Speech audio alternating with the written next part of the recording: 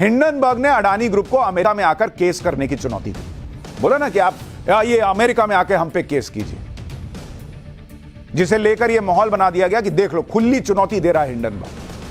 अब इस चुनौती का सच क्या है आपको वो भी बताता हूं। पहले ये जान लीजिए कि 2017 में बनी अमेरिका की ये रिसर्च कंपनी हिंडनबर्ग का ट्रैक रिकॉर्ड क्या है, पहले जरा आपको वो बताता हूं, फिर आऊंगा कि इनका सीक्रेट गेम क्या है। हिंडनबर्ग का रिकॉर्ड देखिए, ये क्या खेल करते हैं अभी वो बताऊंगा। करीब 20 फर्म को ये टारगेट कर चुके हैं हिंडनबर्ग में, और उस 20 में से सिर्फ 2 कंपनी ने मानहानि का केस किया। अब आप कहेंगे बॉस इसका मतलब इनका ट्रैक रिकॉर्ड बहुत अच्छा होगा इसलिए बाकी 18 ने नहीं किया। क्यों बाकी 18 ने नहीं किया होगा वो भी अभी आपको बताऊंगा। लेकिन इन 2 ने जो किया उसमें पहली जो कंपनी थी उसमें एक थी चीन की, उसका नाम था Yangtze river port and logistics वगैरह कर, और जो दूसरी कंपनी है उसका नाम है एरोस इंटरनेशनल। यह भारत की कंपनी है। एरोस इंटरनेशनल का नहीं देखे फिल्म के पहले आता है एरोस, बड़ा बड़ा लिखा रहता है arrows international entertainment company ENT। ये 2 कंपनियां उस 20 में से हैं जिन्होंने इसके ऊपर मानहानि का केस ठोका। लेकिन जब आप ये सुनेंगे कि ये मानहानि के केस में हुआ क्या और उसकी बारीकियां आपको समझाऊंगा, तब आपको समझ में आएगा कि हिंडनबर्ग क्यों चाहता है कि अडानी ग्रुप अमेरिका में केस करे उसके ऊपर और कहां खेल करता है। पहले आपको चीन की रियल एस्टेट कंपनी के केस के बारे में बताता हूं।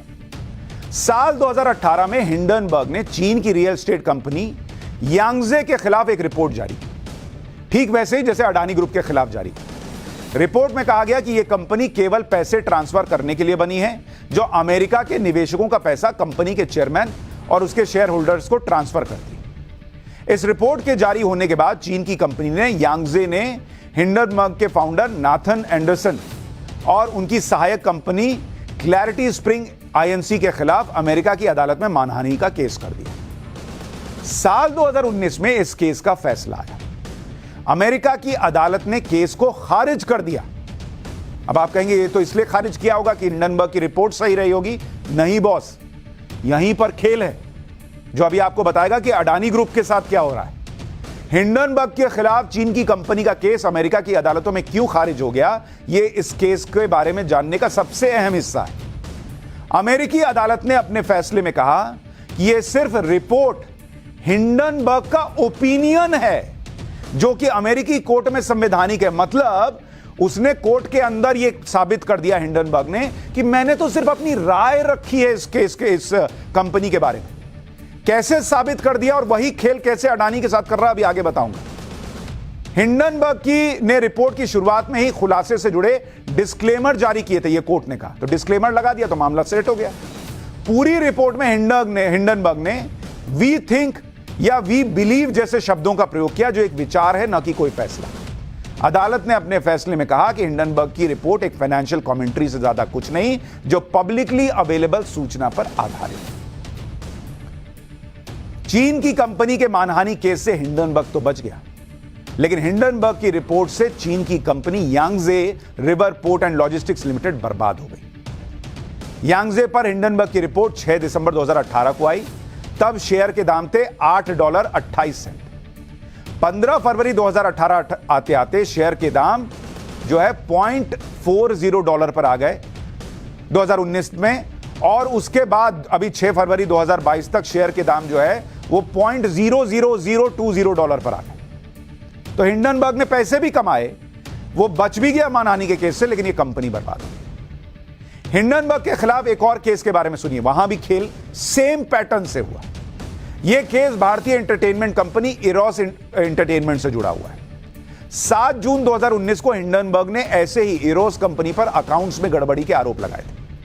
एरोस कंपनी ने भी अमेरिकी कोर्ट में हिंडनबर्ग पर मानहानि का केस किया। अमेरिकी कोर्ट में एरोस कंपनी ने आरोप लगाया कि हिंडनबर्ग और उसकी सहायक कंपनी ने साजिश करके उसके शेयर के दाम गिरा दिए। इरोस कंपनी ने आरोप लगाया कि हिंडनबर्ग की रिपोर्ट के पीछे उसके व्यापारिक दुश्मन हैं जो इरोस कंपनी के खिलाफ गलत जानकारी फैला रहे हैं। लेकिन अमेरिकी कोर्ट में हिंडनबर्ग की फिर से जीत हुई। अमेरिकी कोर्ट ने फिर एक बार कहा कि यह हिंडनबर्ग का सिर्फ ओपिनियन मात्र है। कोर्ट ने यहां तक कह दिया कि कोई भी तार्किक रीडर को समझ में आएगा कि हिंडनबर्ग ने खबरों के आधार पर अपना ओपिनियन दिया है। अब आपको खेल समझ में आ रहा है। इरोस इंटरनेशनल के मानहानि केस से हिंडनबर्ग तो बच गया, लेकिन इरोस इंटरनेशनल को भी इसका नुकसान हुआ। जब रिपोर्ट आई उस वक्त इरोस इंटरनेशनल के शेयर 45 रुपए 50 पैसे पर थे। 9 अगस्त 2019 को शेयर के दाम गिर के 9.5 रुपए पर आ गए। हालांकि फिर इरोस ने रिकवरी की और 6 फरवरी 2023 तक शेयर के दाम 29 रुपए 30 पैसे पर थे, यानी आज की डेट में। लेकिन हिंडनबर्ग के ये 2 मामले आपको इसलिए बताए ताकि आपको समझ में आए कि हिंडनबर्ग खेल कहां कर रहा है। हिंडनबर्ग ने अपनी रिपोर्ट में इस तरह के वाक्यों का प्रयोग करता है वो जो उसे कानूनी रूप से बचाता है। जैसे चीन की कंपनी के खिलाफ रिपोर्ट में 2 शब्दों का प्रयोग किया गया और वही पूरे कोर्ट में केस को बदल गया और हिंडनबर्ग की ढाल बन गया। जो हिंडनबर्ग का खेल है वो कहां होता है?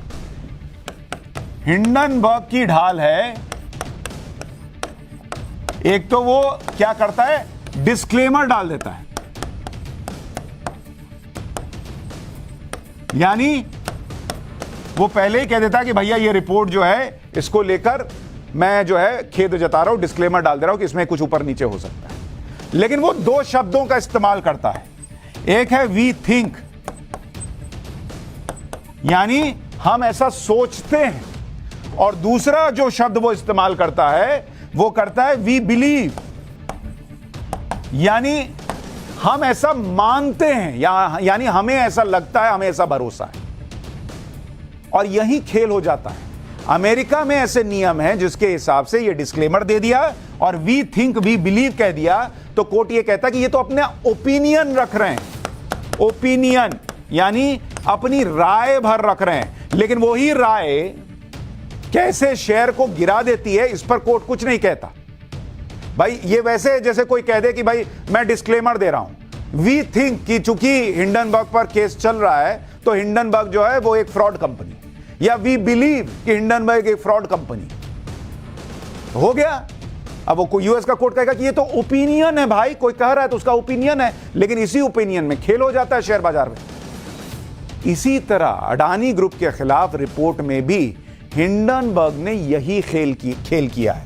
अब मैं आपको जरा तस्वीर दिखाता हूं कि अडानी ग्रुप की रिपोर्ट में इसने खेल क्या किया। जरा यहां जूम करके दिखाइए। ये वो रिपोर्ट है जो कि अडानी ग्रुप को लेकर हिंडनबर्ग ने दी है। देखिए, we believe the Adani group has been able to operate a large flagrant fraud in broad daylight. We believe. इसी तरह से हिंडनबर्ग ने अपनी इस रिपोर्ट में 9 जगह वी बिलीव शब्द का इस्तेमाल किया, यानी हम ऐसा मानते हैं, हम ऐसा भरोसा करते हैं कि अडानी ग्रुप ने फ्रॉड किया है। और इसीलिए वो चैलेंज दे रहा है अडानी ग्रुप को कि आइए अमेरिका की केस में, अमेरिका की कोर्ट में, क्योंकि उसको पता है अमेरिका की कोर्ट में ये वी बिलीव वाला खेल चल जाएगा। बॉस इतना ईमानदारी से किए हो तो वी बिलीव वी थिंक क्या लगा रहे हो? हटाओ, सीना ठोक के बात करो।